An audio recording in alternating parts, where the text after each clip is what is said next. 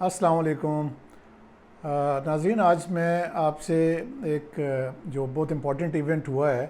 آپ کو پتہ ہے کہ ایک شاعر تھے فرحاد علی شاہ، اور وہ پراسرار حالات میں جو ہے نا وہ کہیں لاپتہ ہو گئے تھے، جس پر پھر ان کی ریکوری کے لیے اسلام آباد ہائی کورٹ میں دائر کی گئی حبس بجا کی درخواست، تو جس کی سماعت جو ہیں وہ جسٹس محسن اختر کیانی صاحب کر رہے ہیں.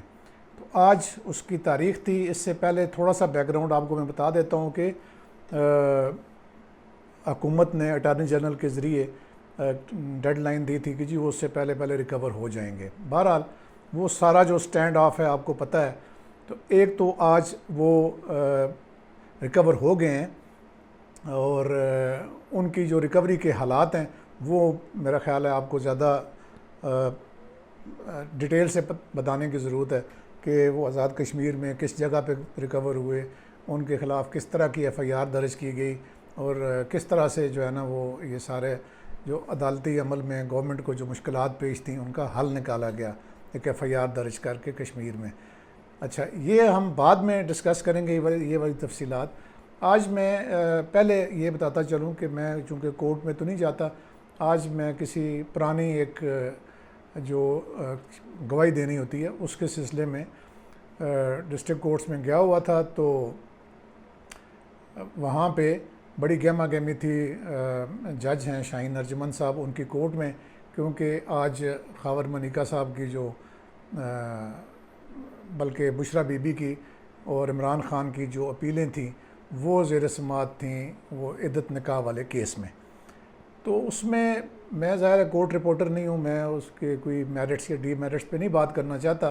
میں صرف یہ بتانا چاہتا ہوں کہ من حیث قوم جو ہمارا کریکٹر ہو گیا ہے وہ ہر جگہ سے عیاں ہے. یعنی جو گفتگو، جو مکالمہ میں نے سنا جو وہ کر رہے تھے خاور مانیکا صاحب، اور یعنی انہوں نے عمران خان کو بڑی عجیب و غریب قسم کی، اور میں کہوں گا کہ غلیظ گالیوں سے نوازا. میں وہ رپیٹ نہیں کر سکتا وہ گالیاں، کیونکہ ظاہر ہے کہ میری ویڈیو کو شاید میری بہنیں، میرے بچے، ہر کس عمر کے لوگ دیکھتے ہوں گے. بہرحال وہ یعنی ایک اندر ماحول گرم ہو گیا، اور خاور مانیکا نے اپنی جو کہانی اس طرح سے سنائی کہ جیسے اس پہ بہت بڑا ظلم ہو گیا ہے. حالانکہ آپ سب کو پتہ ہے کہ جب تک خاور مانیکا بینیفیشری رہے عمران خان کے نظام سے، انہوں نے ایک لفظ نہیں بولا. بہرحال اب یہ چیزیں تو کورٹ کے دیکھنے کی ہیں کہ وہ انہوں نے پہلے اس کو کیوں نہیں ٹیک اپ کیا اس معاملے کو، اور پھر جب ایک خاص موقع آیا تو یعنی پھر انہوں نے یہ کیس بنا دیا یا کیس کو سامنے لے کے آئے. یہ تو عدالت نے دیکھنا ہے. اس کے بعد یہ ہوا کہ جب وہ خاور مانیکا کورٹ سے باہر آئے تو جو عمران خان کے وکلاء تھے ان میں سے ایک نے خاور مانیکا پہ حملہ کر دیا اور اس کو مکہ مارا. وہ اس کی ویڈیو بھی شاید آپ نے دیکھ لی ہوگی، جگہ جگہ وہ پھر رہی ہے. تو میں کہتا ہوں کہ یہ کتنا انفارچونیٹ ہے کہ یہاں پہ یعنی جو اب کسی شریف کی کیا تعریف بندہ کرے، کسی وزیر اعظم کو جو سابقہ وزیر اعظم ہو اور جس کے اوپر یہ والے عدت والے الزامات ہوں اس کو شریف سمجھے، یا پھر اس کیس پر اپنی بیوی کے جانے پر چپ رہنے والے بندے پہ کئی سال چپ رہے اور بینیفیشری رہے، ڈی پی اوز کو ہٹانے میں، ڈی پی اوز کو لگانے میں، تمام کاموں میں یہ پیش رہے اور فخریہ طور پہ پیش رہے. لیکن اب ظاہر ہے کہ پتہ نہیں ان کو کیوں خیال اتنی دیر بعد آیا کہ ان کے ساتھ یہ ظلم ہوا ہے. تو عدالت کو میرٹ پہ ہی فیصلہ کرنا چاہیے. بہرحال وہ جج صاحب نے ان کے شور شرابے کی وجہ سے وہ ہائی کورٹ کو خط لکھ دیا ہے کہ جی میں اس کیس کو نہیں سن سکتا. تو اب ظاہر ہے وہ نئے سرے سے کسی اور جج کو کیس ریمانڈ ہوگا تو وہ اس کا فیصلہ کریں گے. جب یہ جو باہر مکہ مارنے والی بات ہے اور جو اندر ان کی جو انہوں نے مغالطات کریں، جو بھی ہو، آپ ایک بندہ موجود نہیں ہے اور آپ کتنے سال جو ہیں وہ پہلے خاموش رہے ہیں، اور اس کے بعد آپ جو ہے نا اس کی عدم موجودگی میں آپ اس کو گالیاں دے رہے ہیں عمران خان کو.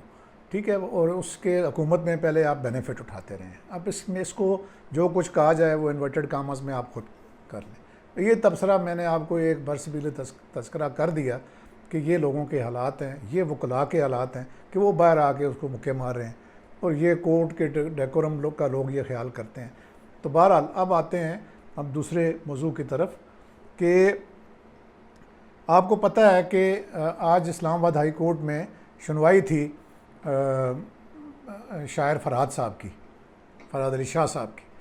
تو آج جناب بتایا گیا کورٹ کو، ایک ایف آئی آر پیش کی گئی دیر کوٹ تھانہ ہے آزاد کشمیر میں. جب آپ یہاں کلر سیداں سے کوالہ پل کی طرف جاتے ہیں تو وہاں پہ جو ناکہ لگا ہوا تھا، اس ناکے کے افسر کی طرف سے یہ ایف آئی آر، یہ آپ اس کا متن دیکھ رہے ہوں گے اسکرین پر.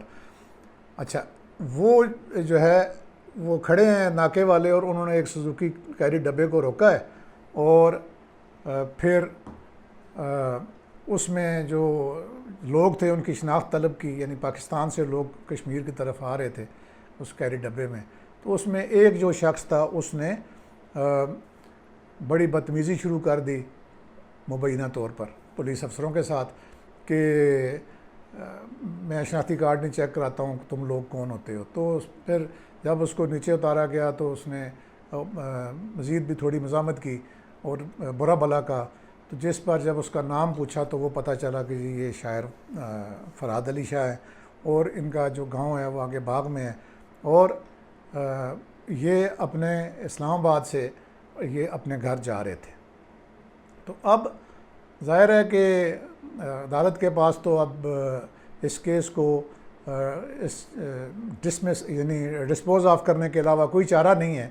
بہرحال عدالت نے آج یہ آبزرویشن دی ہے کہ جو مغوی کے جو وکلاء ہیں وہ اس چیز کو انشور کر لیں کہ یہ جو گورنمنٹ نے حکومتی وکلاء نے جو ایف آئی آر ادھر پیش کی ہے اس کے مطابق واقعی وہ اریسٹ ہیں، وہ مطلب تسلی کر لیں، تو پھر اس کیس کو اگلی تاریخ پہ ڈسپوز آف کر دیا جائے گا. تو آپ یہ چیزیں ساری آپ کے سامنے ہیں کہ جب ایسے بند گلی میں بھی جو اسٹیٹ کے ادارے ہیں جب پہنچ جاتے ہیں تو اس کا کوئی نہ کوئی لیگل جو حل ہے وہ تلاش کر لیا جاتا ہے. اور یہ لیگل حل جو ہے میرا خیال ہے بہت اچھے طریقے سے جو بھی ہوا ہے یہ تیار کیا گیا ہے. اب میں اس پہ اس سے زیادہ تو کچھ کامنٹ نہیں کر سکتا.